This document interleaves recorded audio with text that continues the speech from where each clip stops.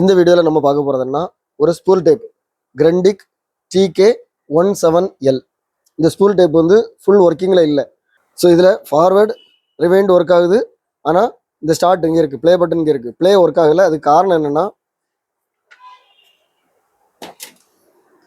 இந்த மோட்டாருக்கும் இந்த ஃப்ளைவீலுக்கும் உள்ள பெல்ட் வந்து கட் ஆகி கிடக்கு.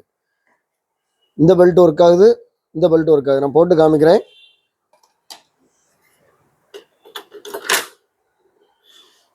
ஃபார்வர்ட் பண்ணுறேன், இது ஒர்க் ஆகுது. ஸ்டாப், ரிவைண்டு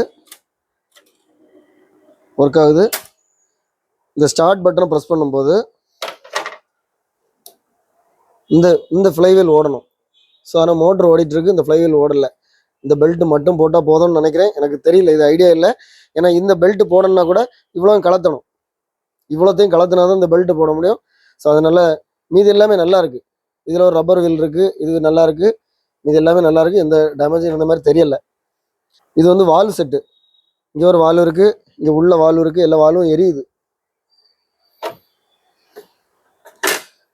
இதை சர்வீஸ் பண்ணிடலாம், இதை ரெடி பண்ணிடலான்னு சொல்லி தெரிஞ்சவங்க, உங்களுக்கு இன்ட்ரெஸ்ட் இருந்ததுன்னா இங்கே வாங்குங்க.